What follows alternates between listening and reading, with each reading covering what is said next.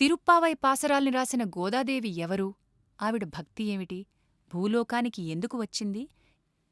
ఏ రకంగా కృష్ణుణ్ణి పూజించింది? ఆయన్ని ఎలా పెళ్లాడింది? చివరికి కృష్ణుల్లో ఎలా ఐక్యమయ్యింది? అందమైన ఈ ప్రబంధాన్ని, గోదాదేవి కథని రమణీయంగా చెప్తున్నారు డాక్టర్ అనంతలక్ష్మిగారు.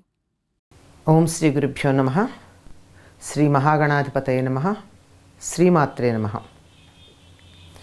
నీళాతుంగస్తనగిరితటీ సుప్తముద్బోధ్య కృష్ణం పారార్ధ్యం స్వం శృతిశతశిరసిద్ధమధ్యాపయంతి స్వోచ్ఛిష్టాయాం స్రజినిగళితం యా బలాత్కృత్య భుంక్తే గోదా తస్యై నమ ఇదమిదం భూయ ఏవాస్తు భూయః. కర్కటే పూర్వఫల్గుణ్యాం తులసీకాననోద్భవాం పాండ్యే విశ్వంభరాం గోదాం వందే శ్రీరంగనాయకీం. శ్రీ భూనీలా సమేత గోదారంగనాథస్వామినే నమః. సనాతన ఋషులు వేద సంహితలలో, సూక్తాలలో కీర్తించి తాము అనుభూతి చెందినటువంటి భక్తి మార్గాన్ని పరాశర మహర్షి తన విష్ణు పురాణంలో విస్తరించి అందించాడు. దాన్నే నారదుల వారు భక్తి సూత్రాల రూపంలో మనకు అందించటం జరిగింది. వీటన్నింటినీ కూడా ఒక రసాయనంలాగా వండి వ్యాస భగవానులు కలియుగంలో ఉండేటటువంటి మానవులు తరించటం కోసమని శ్రీమద్భాగవత రచన చేశారు.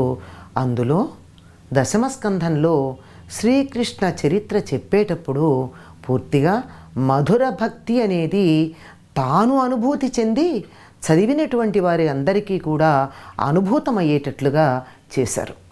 అటువంటి భక్తి మార్గం లోకంలో నిజంగా సాధ్యమవుతుందా, వీలవుతుందా అనేటటువంటి విషయాన్ని అందరికీ నిరూపించి చెప్పడానికి శ్రీ మహావిష్ణువు యొక్క కళలు భూలోకంలో ఆళ్వారుల రూపంలో అవతరించాయి. ఎందుకంటే మానవ శరీరంతో ఉంటే తప్ప మానవులు నమ్మరు కదా. వాళ్ళకి చర్మచక్షువులతో కనిపించింది మాత్రమే నమ్మకం. అందుకని వీరిని నమ్మించటం కోసం తన యొక్క కళలని పంపించటం జరిగింది. వీరినే పన్నిద్దరాళ్వారులు అనేటటువంటి పేరుతో మనం చెప్పుకుంటూ ఉంటాం. పైగా వారు ఈ శరీరం ధరించి మనతో పాటుగా ఈ భూమి మీదే సంచరించినటువంటి సందర్భంలో భక్తి మార్గంలో చరించేటటువంటి వారికి ఆదర్శప్రాయంగా ఉండడం కోసం వారిని సానపట్టి వజ్రాలలాగా తీర్చిదిద్దడం జరిగింది. ఎందుకు ఇంతమంది అంటే మానవులు ఎంతమంది ఉన్నారో అన్ని రకాలైనటువంటి పద్ధతులు వాళ్ళకి ఆకర్షణీయంగా ఉంటాయి. ఒక్కొక్కరికి ఒక్కొక్క ఇష్టం ఉంటుంది. ఏ పని చేస్తుంటే తమని తాము మరచిపోయి లగ్నమైపోయి తన్మయమైపోతారో అటువంటి మార్గంలో ఉద్ధరించే ప్రయత్నంగా పన్నిద్దరాళ్వారులు భూలోకంలో ముఖ్యంగా ద్రవిడ దేశంలో అవతరించడం జరిగింది. వారిలో ప్రధానంగా చెప్పుకునేటటువంటి వారు విష్ణు చిత్తులు, పెరియాళ్వార్ అనేటటువంటి బిరుదనామాలతో ప్రఖ్యాతి చెందినటువంటి భట్టనాథులు. ఈయనకి ఉన్న విశేషం ఏమిటంటే ఈయన కుటుంబంలోనే మరి ఒక ఆళ్వారు, అది కూడా స్త్రీ శరీరంతో జన్మించినటువంటి ఆళ్వారు అవతరించడం జరిగింది.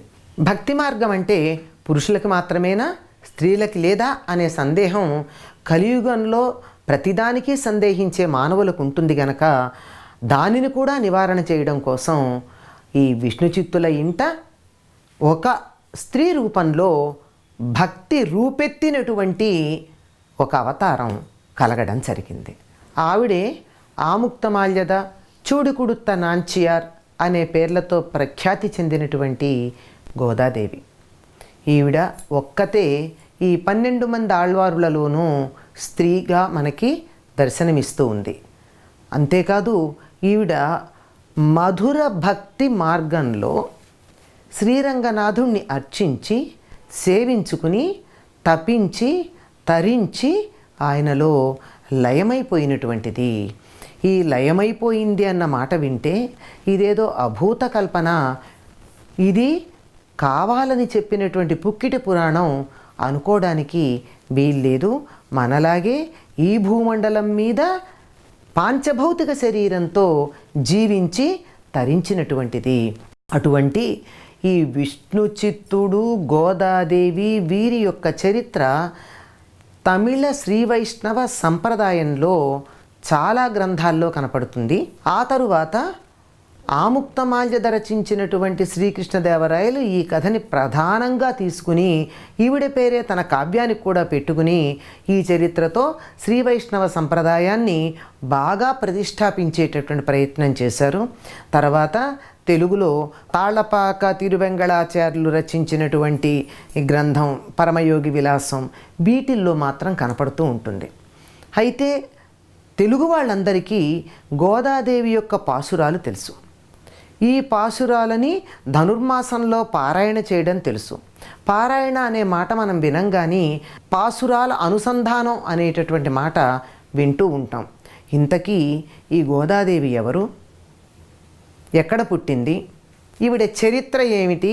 ఈవిడ భూతకల్పన కాదు, పౌరాణిక పాత్ర కాదు. మన మాటలో చెప్పుకోవాలంటే she is not a myth. ఆవిడ చారిత్రక సత్యమైనటువంటి ఈ భూమి మీద జీవించినటువంటి ఆవిడ. ఆ విషయాలన్నీ ఆవిడ రచించినటువంటి పాసురాల్లో ఆవిడ చేసిన సాధన ద్వారా మనం ధనుర్మాస సమయంలో తెలుసుకుందాం. స్వస్తి.